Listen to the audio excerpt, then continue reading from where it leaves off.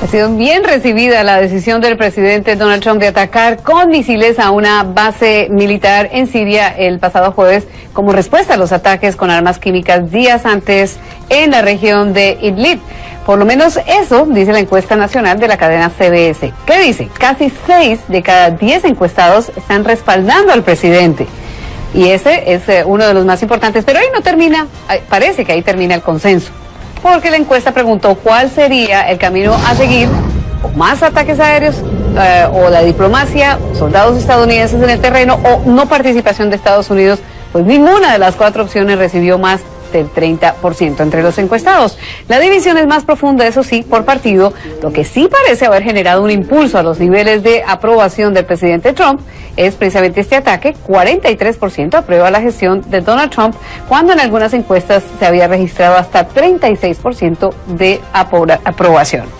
Bueno, precisamente en parte del escenario que está utilizando el secretario de Estado Rex Tillerson es Italia para ser parte de las reuniones de los cancilleres del grupo de los 7 países más desarrollados del mundo. El tema que ha dominado la reunión ha sido el inesperado ataque con misiles a la base militar de Siria de parte de Estados Unidos. Tillerson insiste, y Estados Unidos también, que fue el lugar en donde se lanzaron los ataques químicos a la población en Siria. El secretario de Estado dijo que antes de la reunión que Estados Unidos va a hacer que cualquier gobierno que cometa atrocidades contra su gente tendrá que pagar las consecuencias. Y la reunión de Tillerson con los ministros de Relaciones Exteriores del G7 llega a puertas de su viaje a Moscú, donde se espera una importante reunión con su contraparte ruso, Sergei Lavrov, que ya avanzaron en una llamada telefónica parte de la conversación. Justice without respect to persons, and do equal right to the poor and to the rich, and do equal right. Fue el segundo, ceremonia de toma de juramentación de Neil Gorsuch. La primera se hizo a puerta cerrada en la Corte Suprema de Justicia y hoy, ya es el magistrado de la Corte Suprema, Neil Gorsuch. Llega en un momento muy importante, tal vez el primer gran golpe político, o la primera ganancia política, una victoria importante de Donald Trump, que logró a una de las personas que va a componer ahora la Corte Suprema de Justicia, y seguramente vendrán 2 o 3. Vamos a analizar quién es Neil Gorsuch, qué impacto va a tener en la Corte Suprema de Justicia, y para eso nos acompaña el abogado Joseph Maloof. Como siempre, abogado, es un placer tenerlo con nosotros. Hablemos un poco de eso. Neil Gorsuch no cambia la composición de la Corte Suprema porque reemplaza a un conservador, Antonin Scalia. Así es, Ione, gracias por tenerme, pero tenemos que observar que él no es el juez Scalia, es una persona diferente y ha tomado decisiones en el pasado que no son exactamente igual como el juez Scalia lo estuviese haciendo. Y aunque es una persona extremadamente calificada, muchos demócratas cuestionaron la manera en que él ha tomado decisiones y lo han acusado de favorecer compañías sobre individuos, cuando la Corte debería de tener personas completamente objetivas que no favorecen a ninguna parte. ¿Por qué? Ese fue el centro es decir, los demócratas inicialmente lo habían confirmado. De hecho, él, cuando fue confirmado para una corte menor, tuvo un apoyo abrumador de demócratas y republicanos, pero llegar a la Corte Suprema es de otro calibre. ¿En qué momento cambia de respaldo a oposición de parte de los demócratas? Bueno, no creo que era fácil. En esa época no teníamos el beneficio de todas las decisiones en las cuales él ha participado en la Corte de Apelaciones. Y número 2, cuando alguien es nominado a la Corte Suprema, ahora estamos observando a alguien que puede cambiar el futuro de este país, porque la Corte Suprema es la última corte que toma decisiones. Y yo creo que los demócratas no pueden atacar a Gorsuch directamente como alguien que no está calificado. Obviamente preferirían tener la opción de 60 votos y buscar a otro candidato que esté más en el centro y no tanto a la derecha como lo es Gorsuch.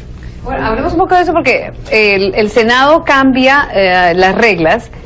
Y ahora va a ser mucho más, si los demócratas se quejaban de que Neil Gorsuch era muy conservador, que ni siquiera había logrado un respaldo del partido de oposición, que eran los demócratas, para lograr 60 votos, de aquí en adelante el presidente no tiene intención ni tiene necesidad de buscar un consenso, no hay necesidad de buscar un magistrado designado que sea centrista. cada uno de ellos puede buscar lo más, digamos, radical, si lo puedes decir así en ese sentido, ¿no?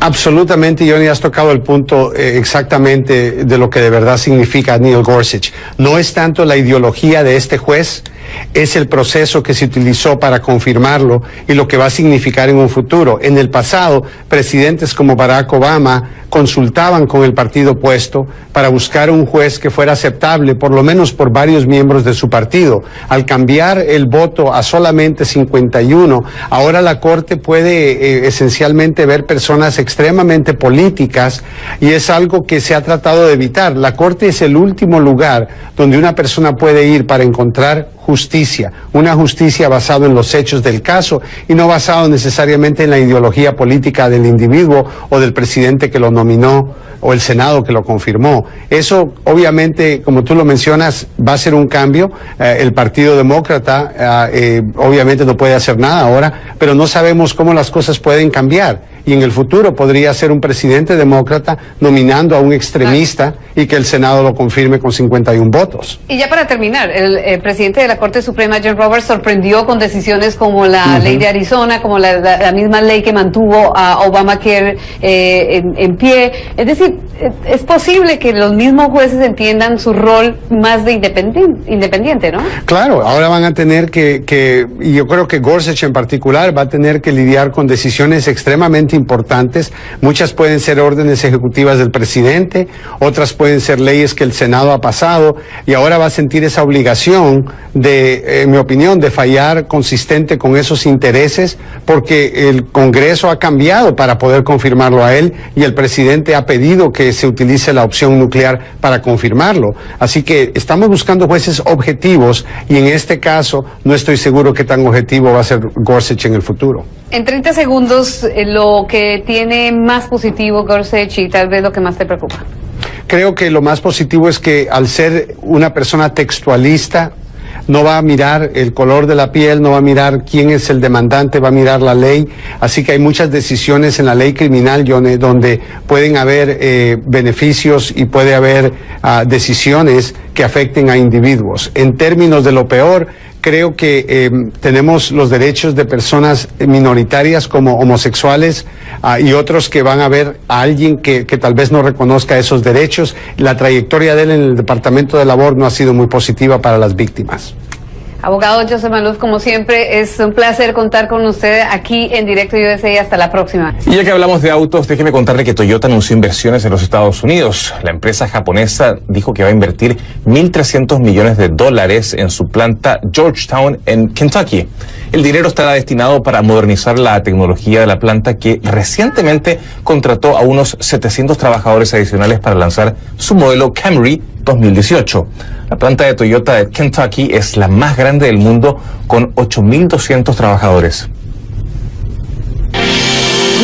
Hemos trabajado en este programa por algún tiempo. La idea de introducir la plataforma global de arquitectura de Toyota en algunos de nuestros nuevos productos no es un concepto nuevo. Nosotros solamente hemos sido bendecidos al ser los primeros en Georgetown y en América del Norte en presentar nuestro Camry 2018. Esta es realmente la continuación de la estrategia que Toyota ha tenido durante algún tiempo. Y otra empresa del sector automotriz va a inyectar también inversiones acá en Estados Unidos. Se trata de la empresa china Fuya, fabricante de cristales para automóviles. En Moraine, Ohio, la empresa compró una vieja planta de General Motors e invertirá unos $600 millones. La iniciativa promete crear miles de puestos de trabajo en un área muy necesitada de empleos. Matt Rivers nos tiene el informe desde Beijing. Moraine, Ohio, justo al sur de Dayton, es una zona que solía estar repleta de empleos fabriles y manufactureros. Solía haber desayunos especiales y baratos cruzando la calle. Este es el cinturón industrial, venido a menos el cinturón del óxido. Los restaurantes cerraron, los empleos se fueron y las fábricas se oxidaron. ¿Qué le hace algo así a una ciudad? La destruye. Nos encontramos con Shane Prefert. En el lugar que ha renovado la esperanza de Moraine, Fuyao Glass, una empresa china, abrió esta nueva planta de casi $600 millones en octubre, en el centro de esta ciudad de Ohio. Suministra ventanillas para automóviles a una industria que resurge en Detroit y en otras zonas. Ahora trabajan aquí más de 2,000 personas y hay planes para contratar a cientos más. Lo hace a uno sentirse más persona, más completo. Es un lugar donde lo necesitan a uno. Durante décadas, esta planta estuvo ocupada por General Motors. Hacían camiones y camionetas, pero cerró en el 2008 y despidió a miles de personas. Esta camioneta es la última que salió de la línea de producción de General Motors antes de que cerrara sus puertas, y ese parabrisas es el primero que fabricó Fuyao después de su apertura. Fuyao es una empresa china que invirtió miles de millones de dólares en sus operaciones en Estados Unidos. Pero si el concepto de hecho en Estados Unidos gracias a China suena irónico, podría ser por esto. No podemos permitir que China viole nuestro país, porque eso es lo que está haciendo. El presidente hizo campaña con una retórica anti-China, acusando a ese país de robar millones de empleos a Estados Unidos, empleos que él afirma traerá de regreso. Su discurso resonó en las personas de esta zona de Ohio. La fábrica en el condado de Montgomery, que votó por Obama en el 2008 y el 2012, pero apoyó por un estrecho margen a Trump en 2016. Es uno de los condados clave que le permitieron llegar a la presidencia. Sin embargo, aquí en Moraine hay miles de personas que dependen de un salario pagado por esta empresa china. CNN conversó con el presidente de Fuyao en Beijing. ¿Por qué no se asustó usted con la retórica del presidente sobre China? Soy empresario y Trump también. Creo que sus amenazas no son más que su discurso de campaña.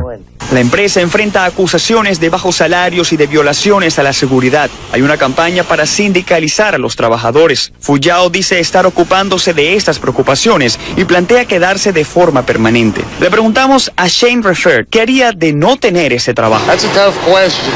Pregunta difícil. Tratar de encontrar otro buen trabajo sería muy difícil aquí en Dayton. Se espera que Fuyao traiga más empleos a una zona que hasta hace poco se centraba en lo que había sido y ahora se concentra en lo que podría llegar a ser. Matt Rivers, CNN, Moraine, Ohio.